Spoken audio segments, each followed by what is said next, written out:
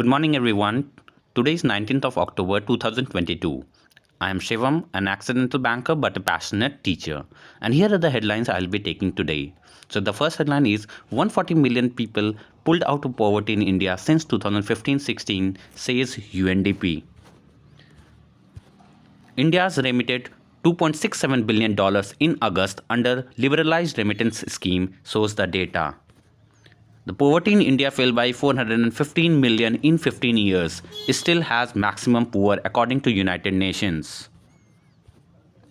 Revised RBI norms to improve the governance and bolster asset reconstruction companies structurally, says CRISIL.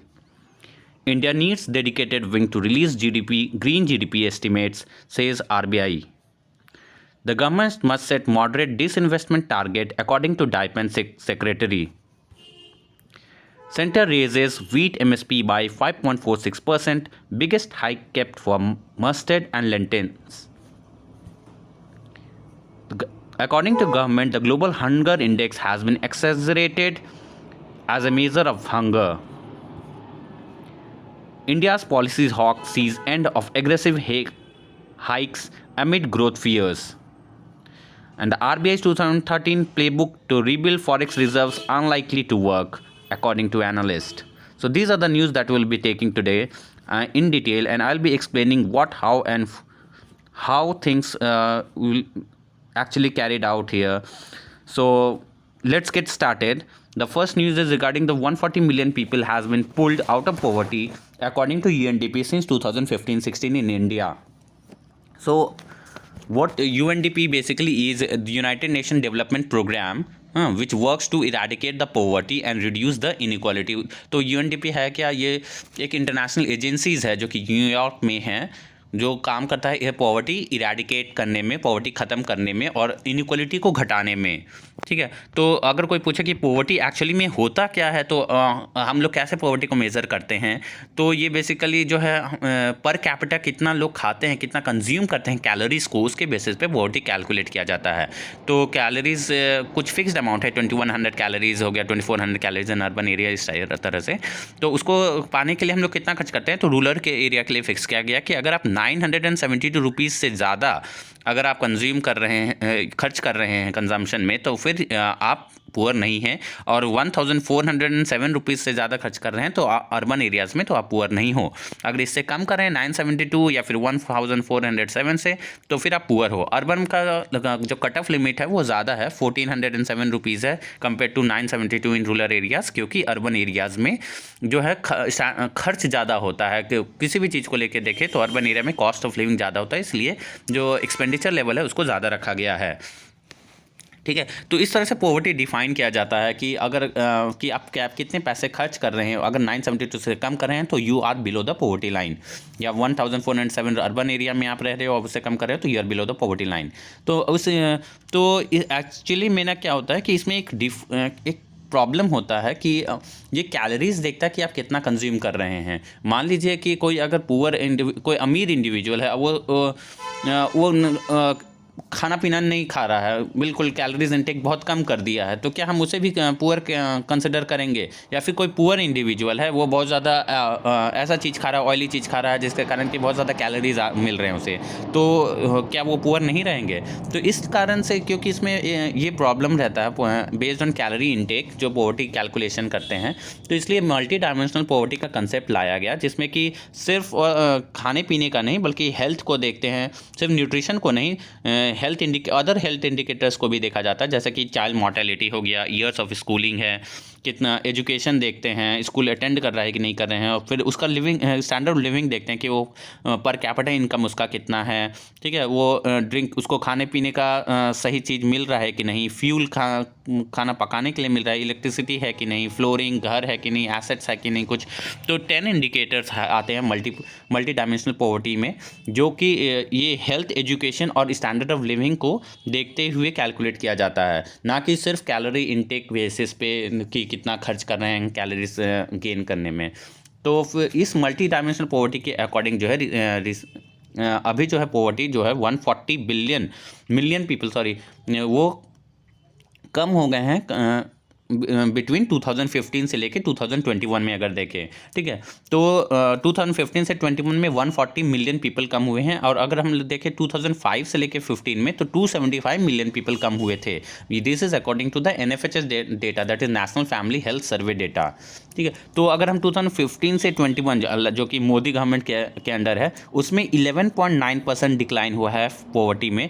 और अगर हम पहले देखें जब सोनिया गांधी के अंडर थे, दैट इज़ 2005 से, मतलब मनमोहन सिंह के अंडर 2005 से लेकर 2015 में, तो 8.1% डिक्लाइन हुआ था। मतलब पहले 8.1% डिक्लाइन हुआ था, अभी 2015 से 21 में 11.9% डिक्लाइन हुआ है पॉवर्टी में। तो इसका मतलब ये नहीं कि ये गवर्नमेंट ज़्यादा अच्छा कर रहा है, वो गवर्नमेंट ख़राब कर रहा था। एक्चुअली में क्या होता है कि पहले सिर्फ 8.1% इंप्रूवमेंट हुआ था, क्योंकि उस टाइम पे we were already very poor.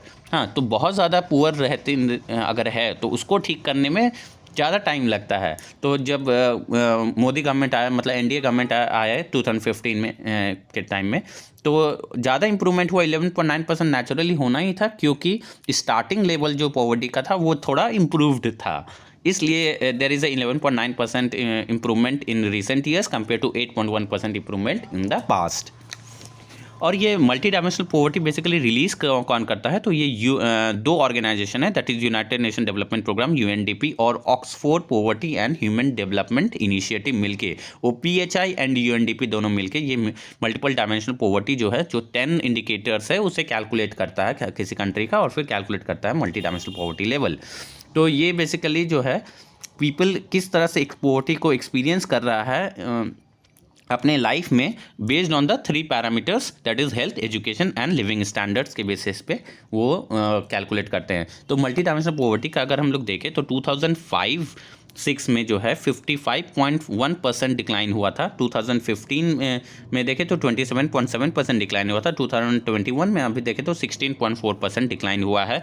In all the सारे में देखिए, जो 2015 में न्यूट्रिशन का देखिए, और 2021 वाला ग्रे एरिया का ब्लैक में जो है वो देखिए, तो कंपेयर करें तो सब में डिक्लाइन दिखेगा। सारे 10 इंडिकेटर जो है, nutrition, child mortality, years of schooling, attendance, cooking fuel, sanitation, drinking water, electricity, housing, assets, सब में डिक्लाइन हुआ है पॉवर्टी लेवल अगर देखें तो that is a very good indicator. इस कारण ही we were able to pull out 140 million people out of poverty in India.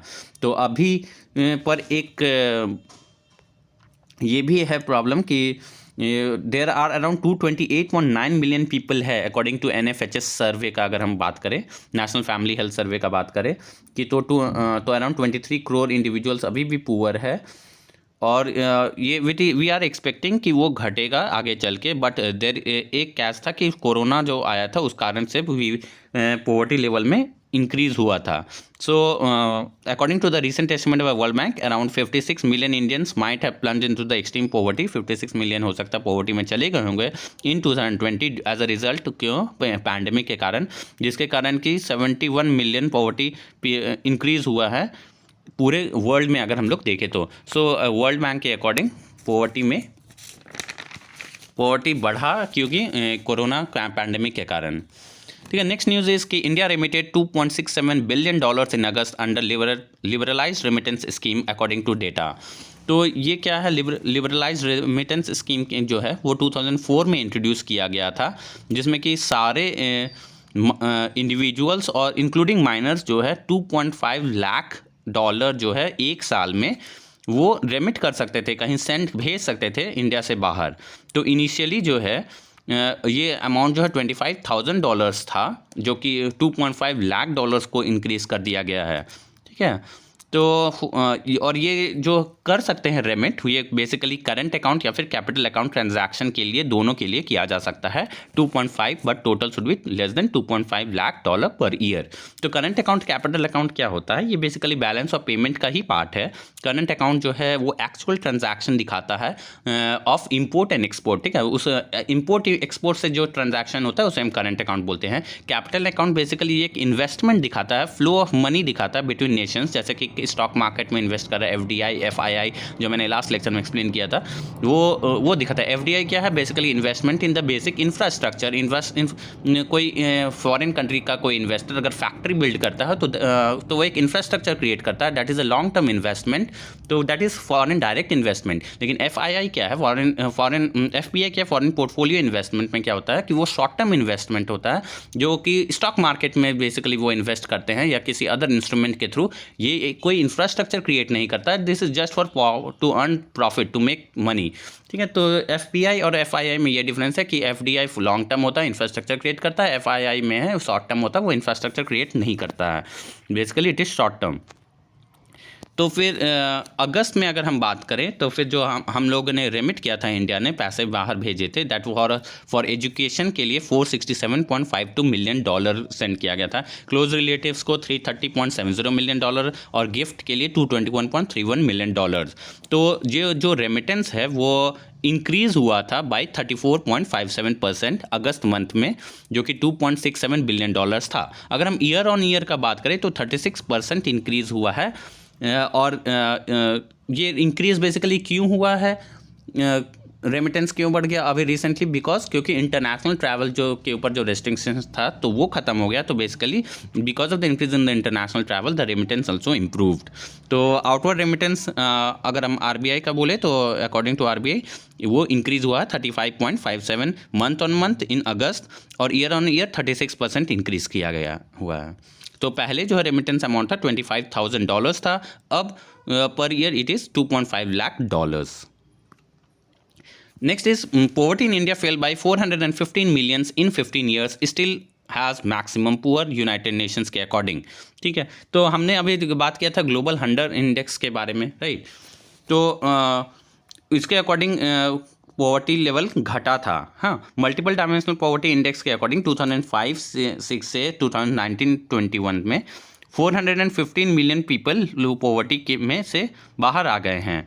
लेकिन जो है कोविड पैंडेमिक के कारण इंडिया में अभी भी लोग वल्नरेबल है, और अभी राइट नाउ जो सिनेरियो चल रहा है जिसमें कि फूड प्राइसेस बहुत ज़्यादा, इन्फ्लेशन ज़्यादा है, एनर्जी प्राइसेस ज़्यादा है, तो that is also a reason because of which United Nations कह रहा है कि बहुत सारे पुअर इंडिविजुअल्स अभी भी है, और ये this will be very challenging. लोग जो पॉवर्टी लाइन के बहुत करीब है वो हो सकता है वापस से पॉवर्टी लाइन के नीचे चले जाए अगर ये फूड प्राइसेस और एनर्जी प्राइसेस इन्फ्लेशन रेट को कंट्रोल नहीं किया जाता है तो।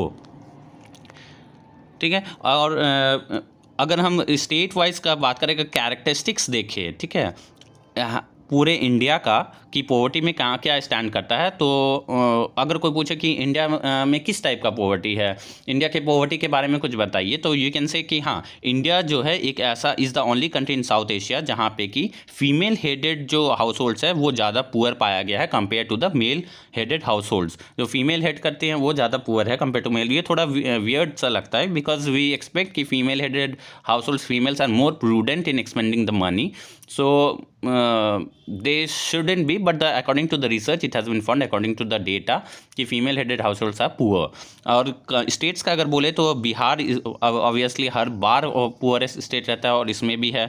It is very much like matter to think about कि why Bihar is the most poor states in the country, because Bihar is, ठीक है, वहाँ इंडस्ट्रीज़ नहीं है, but it has given the maximum, you know, if in terms of academics का बात करें तो वहाँ से मैक्सिमम IAS IITians निकले हैं।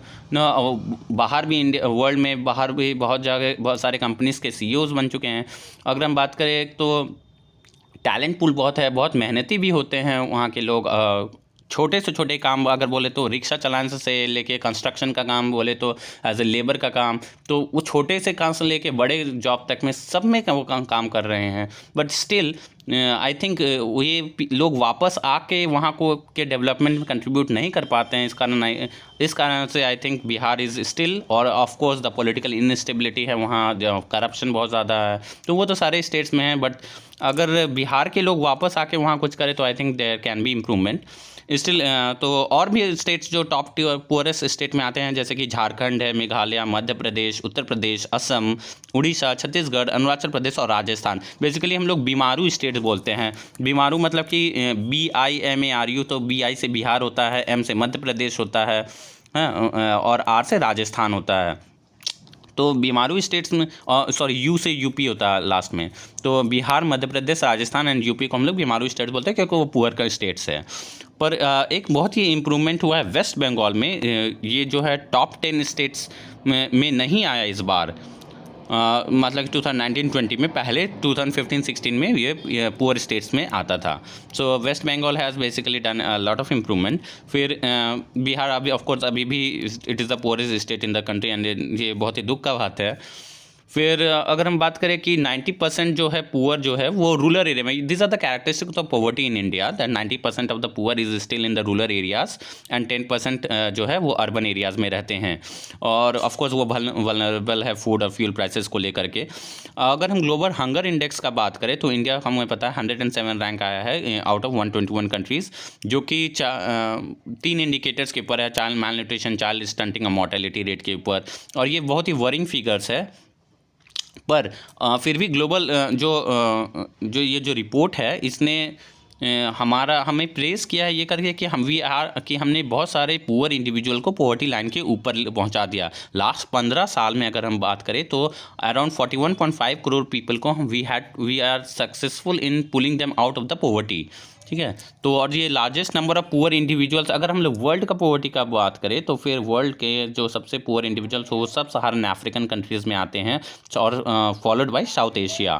ठीक है, साउथ एशिया, और साउथ एशिया में फिर इंडिया। तो हम लोग इंडिया का बात कर चुके हैं। वर्ल्ड का में sub Saharan African countries are the poorest, followed by the South Asian countries. And also report में बता रहा है कि टोटल अगर 111 कंट्रीज़ का बात करें तो 1.2 बिलियन पीपल जो है, दैट इज़ 19% जो पीपल है वर्ल्ड में, जो 111 कंट्रीज़ में रह रहे हैं, वो एक्यूट पॉवर्टी में रह रहे हैं। और हाफ ऑफ इसमें की आधा से ज़्यादा जो है चिल्ड्रन हैं under the age of 18 years.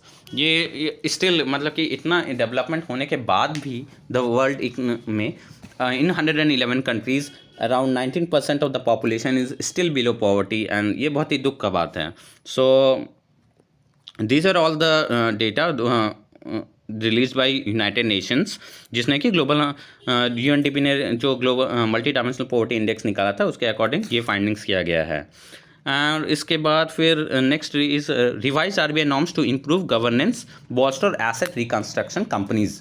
तो आरबीआई ने रिसेंटली जो है एसेट रिकंस्ट्रक्शन कंपनीज के लिए बहुत सारे गाइडलाइंस नॉर्म्स को चेंज किया है।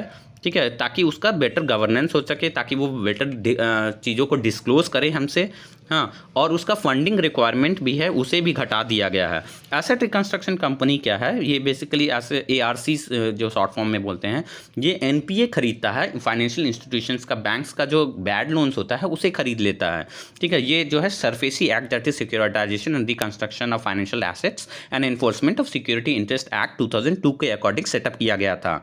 ठीक है, और ये RBI के अंडर रजिस्टर्ड होता है। ये एसेट रिकंस्ट्रक्शन कंपनी जो है बेसिकली सिर्फ सिक्योर्ड डेप्थ्स जो होते हैं बैंक का, जैसे बैंक कोई लोन दिया है उसमें कुछ सिक्योरिटीज़ लेते हैं। अगर आपको बैंक लोन दे रहा है तो बदले में आपका घर को गिरवी रख लेते हैं या किसी चीज़ को गिरवी रख लेते हैं, तो उसे सिक्योर्ड बोलते हैं। तो अगर ये जो है लोन अगर NPA हो जाता है, अगर कस्टमर पैसा वापस नहीं करता है, तो ये इस टाइप के लोन्स को ही एसेट रिकंस्ट्रक्शन कंपनी खरीद सकता है, जो कि सिक्योर्ड डेप्थ हो।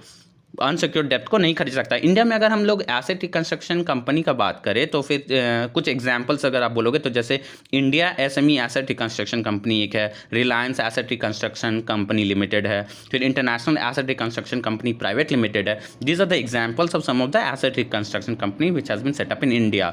और ये जो ARCs जो है वो सेटअप ये क्या करते हैं, वे एसेट मैनेजमेंट कंपनीज बनाते हैं जो कि मैनेज करता है, और जो बैड एसेट्स है, जो बैड एसेट्स मतलब बैड लोन्स जो खरीदा है उसे बेचते हैं, उसे रिजॉल्व करने का कोशिश करते हैं। ठीक है, तो ये जो एसेट तो रिसेंटली जो है ये तो था एसेट रिकंस्ट्रक्शन कंपनी के बारे में। रिसेंटली RBI ने जो फंडिंग रिक्वायरमेंट है उसे घटा दिया है। पहले क्या था कि एसेट रिकंस्ट्रक्शन कंपनी को है ना 15% जो है सिक्योरिटीज़ जो है डिपॉजिट करना पड़ता था, हाँ, issued in each class under each scheme even if they were other investors. अगर और मतलब कि हर तरह के एसेट्स को एक्वायर करने के लिए इन्हें 15% जो है डिपॉजिट करना पड़ता था। तो दैट वाज ए प्रॉब्लम तो इससे क्या होता था, फंडिंग फंड्स जो है वो कम हो जाते थे एसेट रिकंस्ट्रक्शन कंपनी के पास, और लोन लेने के लिए, और लोन को खरीदने के लिए, बैड एसेट्स को लेने के लिए, एक्वायर करने के लिए। ठीक है, तो एक तो ये इससे क्या होगा कि ये इसे ख़त्म कर दिया गया, तो इससे क्या होगा, फंडिंग रिक्वायरमेंट्स जो है वो शॉर्टेज अब नहीं होगा इनके पास। एक और चीज़ उन्होंने किया पर आरबीआई ने, जो कि नेट ओन फंड्स जो है, जो एसेट रिकंस्ट्रक्शन कंपनी को अपना कैपिटल लगाना होता है, उसे इंक्रीज कर दिया गया है टू 300 करोड़ रुपीज़। पहले कितना था, 100 करोड़ रुपीज़ था, और ये 100 to 300 करोड़ जो है आरबीआई ने कहा है कि इन्हें फेस्ड मैनर एआरसीज कर सकते हैं, मतलब कि उनको ये नेट ओन फंड्स जो रिक्वायरमेंट है उसे बढ़ा दिया गया है। तो इससे एक तो इससे क्या होगा कि वो किसी भी तरह का स्ट्रेसफुल सिचुएशन को फेस कर पाएंगे। अगर कुछ ख़राब होता है तो ऑलरेडी अब 100 करोड़ था पहले इनके पास, अब 300 करोड़ कैपिटल रहेगा, तो they will be safe, they will be easily be able to face any stressful conditions. ठीक है, एक तो इसके लिए किया गया, और दूसरा कि जो हमने बोला कि गवर्नेंस नॉर्म्स को चेंज कर दिया गया है, तो इससे भी एसेट रिकंस्ट्रक्शन कंपनी को फ़ायदा होगा, क्योंकि अब उसका फंडिंग रिक्वायरमेंट जो है किसी एसेट्स को एक्वायर करने के लिए वो कम हो जाएंगे। तो इसलिए रिवाइज आरबीआई नॉर्म्स जो है वो इम्प्रूव करेगा गवर्नेंस को, और इससे एसेट रिकंस्ट्रक्शन कंपनी का परफॉर्मेंस भी अच्छा होगा। Next is India needs dedicated wing to release green GDP estimates. RBI का एक आर्टिकल कह रहा है कि जो ग्रीन जीडीपी जो होता है उसे अगर एस्टिमेट करना है तो फिर एक सेपरेट विंग बनाना पड़ेगा फाइनेंस एनवायरनमेंट मिनिस्ट्री के अंडर। तो ये ग्रीन जीडीपी बेसिकली क्या है, ग्रीन जीडीपी एक इंडेक्स होता है। जीडीपी क्या होता है कि money value of all the final goods and services जो कि प्रोड्यूस होता है with in the territorial boundary of the country, चाहे वो फॉरेनर्स यहाँ प्रोड्यूस करे या इंडियंस प्रोड्यूस करे। अगर वो इंडिया के बाउंड्री के अंदर प्रोड्यूस हो रहा है तो वो इंडिया का जीडीपी का पार्ट है।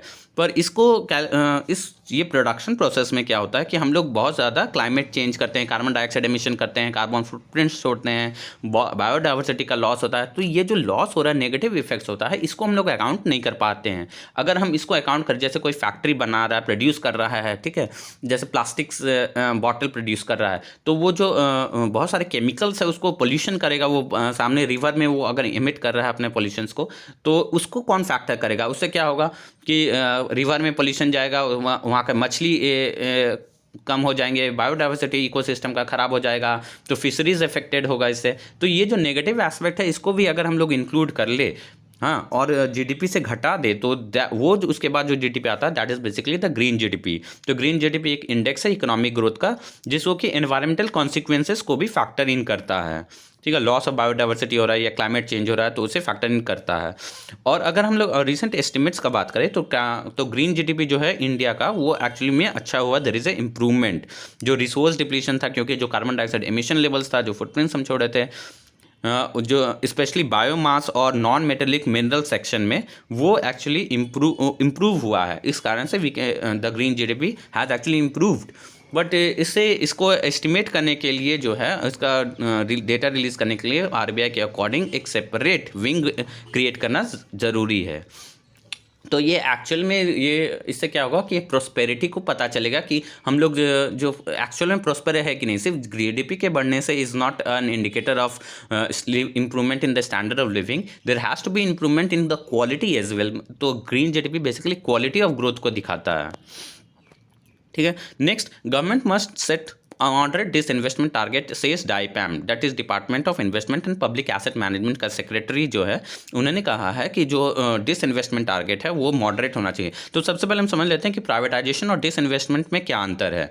तो प्राइवेटाइजेशन में क्या होता है कि गवर्नमेंट जो है अपना स्टेक जो है 51% से भी कम कर लेता है। ठीक है, तो तो इससे क्या होता है, जो मैनेजमेंट कंट्रोल है that goes in the hand of the private entity. लेकिन डिसइन्वेस्टमेंट में क्या होता है, government always holds more than 50% of the shares. ठीक है, वो 49% से कम होने नहीं देता है। तो फिर क्या होगा, जो गवर्नेंस है, जो मैनेजमेंट कंट्रोल है, वो गवर्नमेंट के अंडर ही रहता है। तो प्राइवेटाइजेशन में वो fully controlled by private entity हो जाता है, डिसइन्वेस्टमेंट में government still has the control. तो ये बेसिक डिफरेंस है बिटवीन प्राइवेटाइजेशन एंड डिसइन्वेस्टमेंट। तो तो ये क्यों बोल रहे हैं, जो सेक्रेटरी है ये बोल रहे हैं कि डिसइन्वेस्टमेंट टारगेट जो है वो मॉडरेट होना चाहिए। ऐसा नहीं कि टारगेट बहुत हाई सेट कर लिया और हम उसे अचीव नहीं कर पाए। ये ऐसा हुआ था लास्ट ईयर, क्योंकि लास्ट ईयर जो टारगेट था वो था डिसइन्वेस्टमेंट के थ्रू जो रेवेन्यू जनरेट करना था, वो था 1.75 ट्रिलियन, पर एक्चुअल में कितना जनरेट हुआ, रुपीज़ 13,500 करोड़ ही हो पाया। तो ये बहुत ही पीछे है कंपेयर टू द टारगेट। और इस साल भी गवर्नमेंट ने क्या बोला कि they are going to have 65,000 crore raise करना है through disinvestment and privatization, ठीक है, 2000 फाइनेंशियल 23 में, मतलब 22 से 23 इस बार के बजट में कहा था। तो और रिसेंटली जो हम बात कर रहे थे कि आईडीबीआई में गवर्नमेंट अपना 60% शेयर, मतलब गवर्नमेंट प्लस एलआईसी दोनों मिलके 30+30 60% के अराउंड अपना स्टेक बेच रहा है। तो ये एक्चुअली होगा कब, ये अप्रैल 2023 में होगा। मार्च 2023 के बाद तो बेसिकली फाइनेंशियल 23 तो ऑलरेडी क्रॉस हो जाएगा। Then how will be able to achieve 65,000 crore rupees of disinvestment revenue कहाँ से लाएंगे, क्योंकि वो फाइनेंशियल ईयर तो नेक्स्ट 24 में होगा ये आईडीबीआई का सेल। और दूसरा कि फिर इनको जो इंटरेस्टेड पार्टीज़ है, इससे जो बिडर्स होंगे उनको ख़रीदने के एस्टिमेट करना पड़ेगा कि उनको ख़रीदना चाहिए या नहीं। फिर उनको गवर्नमेंट को भी देखना पड़ेगा जो एंटिटी आ रहे हैं वो सही है या नहीं, क्योंकि मैनेजमेंट कंट्रोल उनके पास चला जाएगा। तो गवर्नमेंट को जो है माइनॉरिटी शेयर होल्डर्स का भी ख्याल रखना होगा, इसलिए government will have to be extra cautious कि कौन इसको ले रहा है। फिर गवर्नमेंट को ड्यू डिलिजेंस करना पड़ेगा इन एंटिटीज़ का जो इंटरेस्टेड पार्टीज़ होंगे, ठीक है। तो ये सब के कारण जो है जो सेक्रेटरी है डाइपैम के, उन्हें लगता है कि डिसइन्वेस्टमेंट टारगेट्स जो है वो बहुत ज़्यादा हाई है and we should be moderate in planning and fixing the target. तो और इन्होंने कहा है कि हमें डिसइन्वेस्टमेंट में क्या होता है कि मैनेजमेंट कंट्रोल गवर्नमेंट के पास ही रहता है और बात प्राइवेट एंटिटी सिर्फ माइनॉरिटी स्टेक होल्डर्स रहते हैं। तो ये मुश्किल होता है करने। इसमें क्या होता है, प्राइवेट एंटिटीज़ आना नहीं चाहते हैं, उसको लुक्रेटिव नहीं लगता है जो भी बिडिंग होता है। तो इसलिए गवर्नमेंट शुड एक्चुअली जो है प्राइवेटाइजेशन पे ध्यान देना चाहिए। और यही बात फाइनेंस मिनिस्टर ने भी कहा था कि उन्होंने अनाउंस किया था कि वो सारे स्टेट रन कंपनीज़ है, सिर्फ स्ट्रेटेजिक सेक्टर्स को छोड़ करके वो सारे स्टेट रन कंपनीज़ को वो चाहती है कि वो सेल कर दे, उसे प्राइवेटाइज कर दे, मतलब गवर्नमेंट का स्टेक उसमें 49% या उससे कम हो रहे। So this was all that is was told by Tuhin Kanta Pandey, जो कि डाइपैम का department of investment and public asset management के सेक्रेटरी है। Next, Sender raises wheat MSP by 5.46%. This is the biggest hike kept for mustard and lentils. तो government ने अभी recently जो है MSP जो है बढ़ा दिया है बाई 5.46% वीट के ऊपर। तो पहले क्या होता था, 2,115 रुपीज़ मिलता था 1 क्विंटल का वीट के लिए, अब 2,125 रुपीज़ मिलेगा। और ये जो है सबसे ज़्यादा हाइक किया गया है 2017-18 से अगर हम कंपेयर करें तो ये बेसिकली क्यों हाइक किया गया है, क्योंकि जो मार्केट प्राइस जो है रिसेंटली, अगर हम गवर्नमेंट प्रोक्योरमेंट को छोड़ दें और मार्केट प्राइस पे देखें तो वीट का ऑलरेडी बहुत ज़्यादा दाम है, ठीक है। प्राइवेट तो फार्मर्स जो है गवर्नमेंट को बेचने की जगह प्राइवेट मार्केट में जा कर के सेल कर रहे हैं। The farmers are opted to sell their product to private parties. तो इससे क्या हो रहा है, 57% जो है डिक्लाइन हो रहा है, गवर्नमेंट प्रोक्योर नहीं कर पा रहा है। पहले गवर्नमेंट जो है 43.3 million ton last year procure कर पाया था, इस साल जो है सिर्फ 19 मिलियन टन ही मिला, क्योंकि फार्मर्स गवर्नमेंट को बेच ही नहीं रहे हैं, वो डायरेक्ट मार्केट में बेच रहे हैं जहाँ प्राइस ज़्यादा है। तो गवर्नमेंट को क्या करना पड़ रहा है, अब अपना रिवीजन करना पड़ रहा है मिनिमम सपोर्ट प्राइस को, ताकि फार्मर्स को फेयर रिम्यूनरेशन मिले, ताकि फार्मर्स गवर्नमेंट के पास आके बेचे और government can be easily procure. क्योंकि फूड सिक्योरिटी एक्ट के अकॉर्डिंग गवर्नमेंट को प्रोक्योर करना ज़रूरी होता है। Government has to keep a stock of wheat and other cereals, ठीक है। और फिर जो अगर हम मस्टर्ड का देखें तो मस्टर्ड में 8% इंक्रीज़ किया गया है, बहुत ज़्यादा इंक्रीज़ हुआ है। तो 5,450 रुपीज़ पर क्विंटल है। और लेंटिल्स जो मशहूर होता है उसमें 9% इंक्रीज़ किया गया है, जो कि अब 6,000 रुपीज़ पर क्विंटल मिलेगा। और ये कौन करता है रिवाइज, ये MSP, ये basically cabinet committee on economic affairs decide करते हैं। तो ये हाइक इन मस्टर्ड है, लेंटिल्स है, इसको इसलिए इंक्रीज़ किया गया ताकि फार्मर्स जो है सिर्फ वीट प्रोड्यूस ना करे। से अगर सिर्फ वीट पे MSP देंगे, राइस पे MSP देंगे, तो फार्मर सिर्फ वीट और राइस प्रोड्यूस करेंगे। इससे क्या होगा कि जो सॉइल है वहाँ का, वो उसमें सिर्फ उसके अकॉर्डिंगली सो किया जाएगा वीट और राइस को, तो इससे क्या होगा कि फर्टिलिटी जो है सॉइल का वो कम हो जाता है। तो गवर्नमेंट चाहती है सिर्फ और एक ही चीज़ पे फोकस होगा, तो इंडिया में सिर्फ वीट और राइस ही रहेगा और सब चीज़ का स्कार्सिटी होगा, फिर हमें इंपोर्ट करना होगा। जैसे हमें पता है पहले क्या होता, सिर्फ पल्सेस का बहुत शॉर्टेज हो रहा था, बार बार हमें पल्सेस इंपोर्ट करना पड़ा था। तो इसलिए फार्मर्स को इंसेंटिव देने के लिए कि वो पल्स भी प्रोड्यूस करे, मस्टर्ड पल्स करे, लेंटिल्स प्रोड्यूस करे, मसूर प्रोड्यूस करे, इसके लिए गवर्नमेंट ने एमएसपी जो है 8% और 9% रेस्पेक्टिवली बढ़ाया है, काफ़ी इंक्रीज किया है, ताकि that serve as a incentive for the farmers to produce and not be just dependent on wheat and rice. ठीक है। फिर नेक्स्ट न्यूज़ है, government says global hunger index जो अभी आया था जिसमें 107 रैंकिंग था इंडिया का, वो एक एग्जैजरेटेड है। ये एक्चुअल में इंडिया का ये रैंकिंग नहीं होना चाहिए। तो क्यों ऐसा गवर्नमेंट बोल रही है? कुछ तो रीज़न होगा जिस कारण बोल रहे हैं कि नहीं, ये 107 आउट ऑफ 121 कंट्रीज जो रैंक है ये गलत है।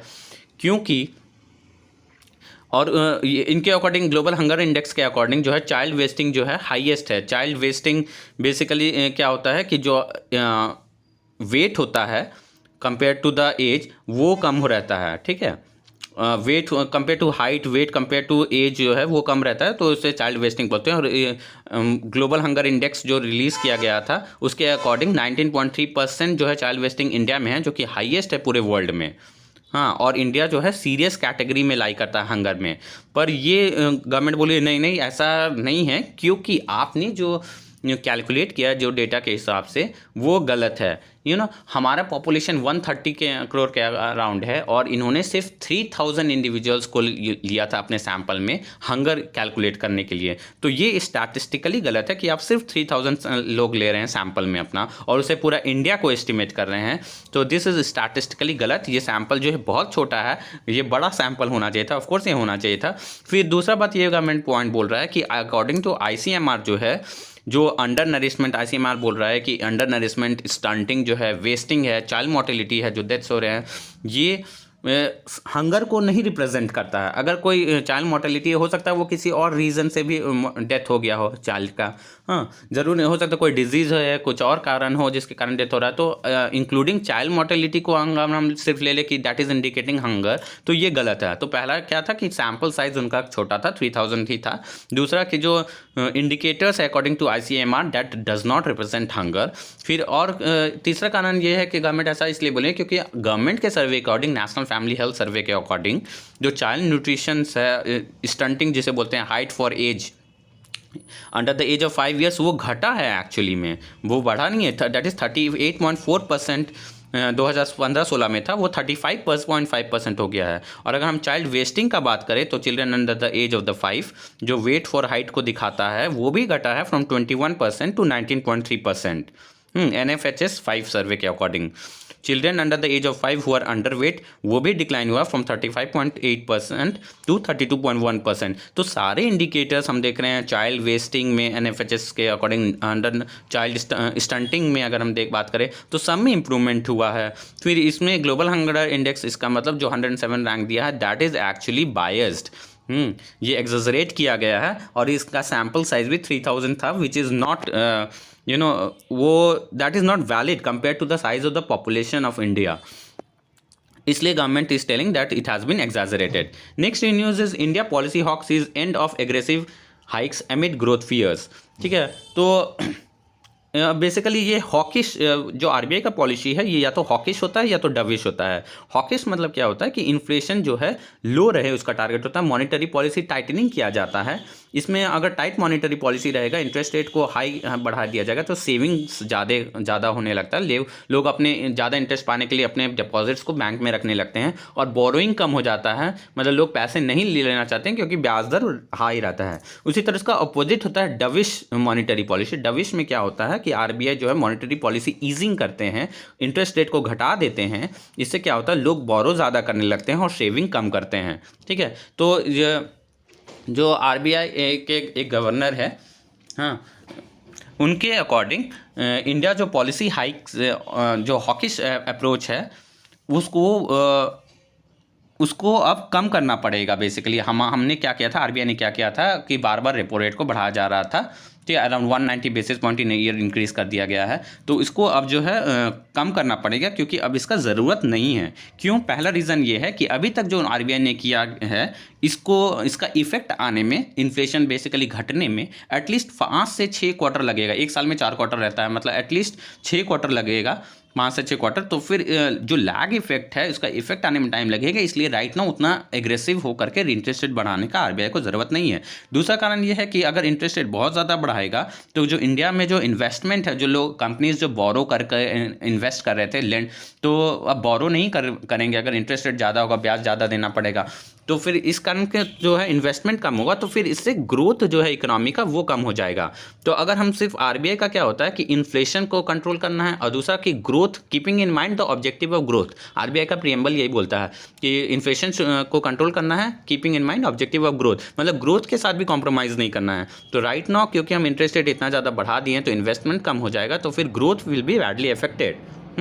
तो और आरबीआई ने रिसेंटली क्या किया था, अपना जो ग्रोथ एस्टिमेट्स था वो इंडिया का 7.2% से 7% घटा दिया था। मतलब ग्रोथ रेट ऑब्वियसली आरबीआई को पता है कि घट रहा है, but in order to control inflation, जो कि 7.4% हो गया है in the month of September, उसको कंट्रोल करने के लिए आरबीआई को इंटरेस्ट रेट बढ़ाना पड़ रहा है। But according to the RBI members, ये जो है इंटरेस्ट रेट को अब ज़्यादा बढ़ाने का ज़रूरत नहीं है। आई थिंक जो न्यूट्रल रेट ऑफ इंटरेस्ट है 6%, अभी right now repo rate is 5.9%, वो 6% तक कर देने से ही it will be I think sufficient, because जो इफेक्ट है वो उसका लैग इफेक्ट, उसका आने में वो टाइम लगेगा। तो according to him, neutral rate close to the repo rate close to neutral rate would be reflect a balance between unacceptable high inflation and unacceptable low growth. बहुत ज़्यादा हाई इन्फ्लेशन भी नहीं होगा और बहुत लो ग्रोथ भी नहीं होगा, अगर जो न्यूट्रल रेट पे फिक्स किया जाए रेपो रेट को, तो ठीक है। और जो इन्होंने बोला कि जैसे यूएस में जो है बहुत ज़्यादा रेट हाइक किया जा रहा है, तो यूएस इज़ ऑलरेडी बहुत ज़्यादा डेवलप्ड है। हाँ, डेवलप्ड नेशंस को और डेवलप होने का उतना ज़रूरत है नहीं, तो they can easily afford increasing the interest rate there. लेकिन क्योंकि इंडिया जो है डेवलपिंग नेशंस है, उसको ग्रोथ और इन्फ्लेशन दोनों को टारगेट करना होता है, इसलिए we can't just keep being hawkish. हम लोग इंटरेस्ट रेट को बहुत ज़्यादा नहीं बढ़ा सकते हैं, नहीं तो हमारा ग्रोथ इफेक्ट होता है। वी आर नॉट डेवलप्ड, कि हम लोग ऑलरेडी बहुत ज़्यादा डेवलप्ड है, अब तो ग्रोथ का उतना ज़रूरत नहीं है, inflation is the should be the priority. तो ऐसा नहीं है इंडिया में। तो इसलिए ही says that the policy hawks should end the aggressive hike in the interest rate, that is the repo rate. तो this next is the RBI जो है 2013 RBI 2013 playbook to rebuild forex reserve unlikely to work, says analyst. Actually क्या होता है, 2013 में जो है RBI का ना फॉरेक्स रिजर्व घट गया था बहुत ज़्यादा। तो फॉरेक्स रिजर्व बढ़ाने के लिए क्या किया था, एफसीएनआर जो foreign currency non resident Indian का जो डिपॉजिट होता है, वो एक तरह का टाइम डिपॉजिट है, जो फॉरेनर्स या फिर एनआरआईज जो है खोल सकते हैं इंडिया के बैंक में। एक तरह का फिक्स डिपॉजिट टाइप रहता है, टाइम डिपॉजिट रहता है। तो इसको आरबीआई ने क्या किया था, 2013 में स्वैप किया था यूएस डॉलर से, जो रुपी डिनोमिनेटेड है उसको डॉलर से स्वैप किया था। तो इससे क्या हुआ कि डॉलर इंडिया में आ गया, मतलब जो फॉरेन रिजर्व्स है वो बढ़ने लगा इस कारण। लेकिन राइट नाउ क्योंकि इंटरेस्ट डिफरेंशियल उतना है नहीं, हाँ, इंडिया में या फिर यूएस में, तो फिर इंटरेस्ट डिफरेंशियल कम होने के कारण ये उतना लिक्विडेटिव नहीं है, इससे उतना फॉरेन रिजर्व्स आ नहीं पाएगा। तो 2013 का जो गेम प्लान था वो अब पॉसिबल नहीं है। हाँ, रिसेंटली हमने अगर हम बात करें तो 6 जो सितंबर लास्ट ईयर जो है आरबीआई का फॉरेक्स रिजर्व $642 बिलियन था, वो इस साल क्या हो गया है, $532 बिलियन हो गया, घट गया। बेसिकली $110 बिलियन से घट गया है इंडिया का रिजर्व्स। और ऐसा क्यों किया आरबीआई, क्योंकि फॉरेक्स इंडिया का रुपये डिप्रिशिएट कर रहा था, डॉलर का डिमांड ज़्यादा था और सप्लाई कम था। तो सप्लाई बढ़ाने के लिए आरबीआई को अपना रिजर्व्स को कम करना पड़ गया, तो रिजर्व्स कम हो गया बाय $110 बिलियन। अब इसको आरबीआई चाहता है कि फिर से रिप्लीट कर दे, मतलब फिर से बढ़ाना है, अगर रिप्लीट करना है तो फिर it has to opt for some other options. हाँ, हमारा जो डॉलर 2013 में है वो 11% घट गया था, एकदम सेम सिनेरियो जैसे अभी 2022 में चल रहा है, ऑलमोस्ट सेम। 2013 में इंडिया जो है डिप्रिशिएट किया था 11% से, अभी भी ऑलमोस्ट 11% के से हो गया, और आगे और हो सकता है डिप्रिशिएट करे थोड़ा। तो आरबीआई जो है जुलाई मंथ में लिबरलाइज्ड फॉरेन एक्सचेंज इनफ्लोज के लिए मेजर्स लिया था। फॉरेन इन्वेस्टर्स को जो है गवर्नमेंट का डेप्थ इंस्टेंट बॉन्ड्स के लिए एक्सेस बढ़ा दिया था। बैंक्स को और भी लिक्विडिटी डिपॉजिट्स ओपन करने के लिए नॉन रेजिडेंट का, ताकि फॉरेक्स रिजर्व्स आए हमारे पास। ये बहुत सारे किए थे, इनिशिएटिव्स लिए थे। पर अब जो है आरबीआई को है वो डिफरेंट स्ट्रेटजीज फॉलो करने पड़ेंगे फॉरेक्स रिजर्व बढ़ाने के लिए। जैसे कि जो रिसर्जेंट इंडिया बॉन्ड इशू किया गया था बहुत पहले अराउंड 2000 ईयर में, इंडिया मिलेनियम डिपॉजिट बॉन्ड है, वो सब स्ट्रेटजीज यूज़ करना पड़ेंगे दोबारा से। तो रिसर्जेंट इंडिया बॉन्ड क्या था, ये बेसिकली एक बैंक इंस्ट्रूमेंट था जो कि फॉरेन करेंसी डिनोमिनेटेड डिपॉजिट्स होते हैं, फॉरेन डिपॉजिट्स होते हैं जो फॉरेन करेंसी में हो, ठीक है। और ये एनआरआई को ऑफ़र किया गया जाता था, ओवरसीज़ कॉरपोरेट बॉडीज़ को ऑफ़र किया जाता था कि वो यहाँ पे अपने अकाउंट ओपन करे। तो ये बॉन्ड्स जो है बेसिकली फॉरेन करेंसीज़ में होते थे, जैसे कि डॉलर में, पाउंड में, डॉइश यूस मार्क में। इन करेंसीज फॉरेन डिनोमिनेटेड, एक होता है मसाला बॉन्ड जो कि इंडियन डिनोमिनेटेड बॉन्ड होता है, ये बेसिकली फॉरेन बॉन्ड जो है फॉरेन करेंसी डिनोमिनेटेड था। उसी तरह मिलेनियम डिपॉजिट बॉन्ड्स था जो कि 2000 में इशू किया गया था 5 साल के लिए, दैट इज़ ये 2000 से लेकर 2005 के लिए एक तरह का टर्म डिपॉजिट्स था। ये भी जो है फॉरेन इन्वेस्टर्स को अट्रैक्ट करने के लिए लाया गया था। तो इस टाइप का अगर बॉन्ड इशू किया जाए तो फिर फॉरेनर्स जो है वो बॉन्ड खरीदेंगे, बदले में हमें डॉलर देंगे या जो भी फॉरेन करेंसी देंगे। तो इससे क्या होगा, इंडिया का फॉरेन एक्सचेंज रिजर्व्स बढ़ेगा। और रिसेंटली ये ज़रूरी है बहुत ज़्यादा, क्योंकि जो करंट अकाउंट अगर हम देखें, करंट अकाउंट एक्सपोर्ट है इंपोर्ट का देखें तो export is less than the import, और एज अ रिजल्ट भी जो है हमारा जो है करेंसी डिप्रिशिएट कर रहा है। फिर कैपिटल का फ्लो का बात करें तो कैपिटल फ्लाइट हो रहा है हमारे कैपिटल मार्केट से, सारे फॉरेन करेंसीज इन्वेस्टर्स लेके जा रहे हैं सेफ़ एरिया अपने अपने डोमेस्टिक कंट्रीज़ में, जो उन्हें ज़्यादा सेफ़ लगता है कंपेयर टू अभी का सिनेरियो जो कि बहुत ज़्यादा वॉलेटाइल है।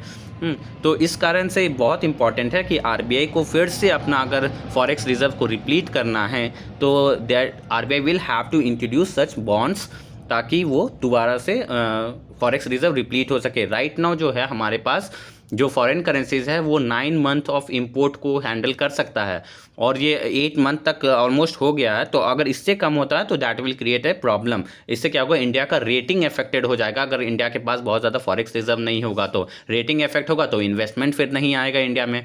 सो ऑल थिंग्स आर इंटरकनेक्टेड, इसलिए आरबीआई को अब कुछ नया स्ट्रैटेजी यूज़ करना पड़ेगा जिससे कि फॉरेक्स रिजर्व दोबारा से अपने वापस लेवल पे आ जाए। तो these were all the news, that is what we saw is forex reserves के बारे में हमने डिस्कस किया कि आरबीआई को दोबारा से कुछ नई स्ट्रैटेजीज यूज़ करने पड़ेंगे फॉरेक्स रिजर्व्स वापस से इस लेवल पे लाने के लिए। इंडिया का जो हॉकिश पॉलिसी है उसको ख़त्म करना पड़ेगा, नहीं तो ग्रोथ जो है वो बहुत ज़्यादा कम हो जाएगा। हाँ, उसके बाद गवर्नमेंट ने बताया कि ग्लोबल हंगर इंडेक्स है वो बहुत ज़्यादा एग्जैजरेटेड है। क्यों एग्जैजरेटेड है ग्लोबल हंगर इंडेक्स? क्योंकि उसमें सैम्पल साइज़ बहुत कम लिया गया था, और जो इंडिया का एनएफएचएस डेटा है वो कुछ और ही बता रहा है। फिर एमएसपी को बढ़ा दिया गया है वीट के ऊपर, मस्टर्ड लेंटिल्स के ऊपर, क्योंकि और मार्केट प्राइस जो है इन सारे कमोडिटीज़ का ज़्यादा है, और इसलिए ताकि वो फार्मर्स जो है इंसेंटिवाइज हो सके, ताकि वीट छोड़ के सिर्फ वीट और राइस प्रोड्यूस ना करे, बाकी पल्सेज मस्टर्ड ये सब भी प्रोड्यूस करे। फिर गवर्नमेंट जो है को बताया गया कि डिसइन्वेस्टमेंट टारगेट जो है 65,000 करोड़ का बहुत ज़्यादा है, and it needs to be moderate its target बहुत हाई सेट करने से कुछ नहीं होगा। Basically it should focus on privatization. उसके बाद ग्रीन जीडीपी के बारे में बात किया कि ग्रीन जीडीपी इज़ इंपॉर्टेंट क्योंकि ये एक्चुअल में क्वालिटी ऑफ द ग्रोथ को दिखाता है, ठीक है। फिर आरबीआई ने एसेट रिकंस्ट्रक्शन कंपनीज के लिए जो नेट ओन फंड इन्वेस्टमेंट है वो 300 करोड़ तक बढ़ा दिया है फ्रॉम 100 करोड़, और गवर्नेंस में नॉर्म्स भी ट्विक किया है ताकि asset reconstruction company performs better.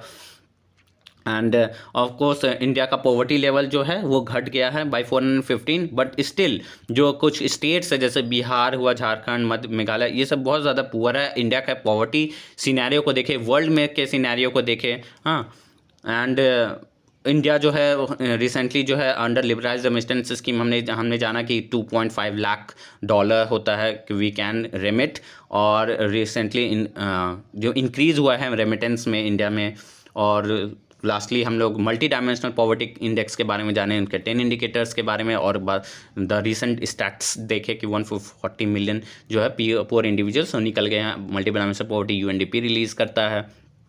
So these are all the news that we went through, and I hope you learned a lot about something from this video. And if you really like the video, please subscribe to my channel. I'll be bringing more such contents every single day without any gap. So kal actually I had I was trying to set up my new laptop, so it took time. I couldn't make a lecture, but I will try to be very much consistent as I have been throughout my life. So thank you so much for watching the video, and keep watching and like, share and subscribe. Thank you.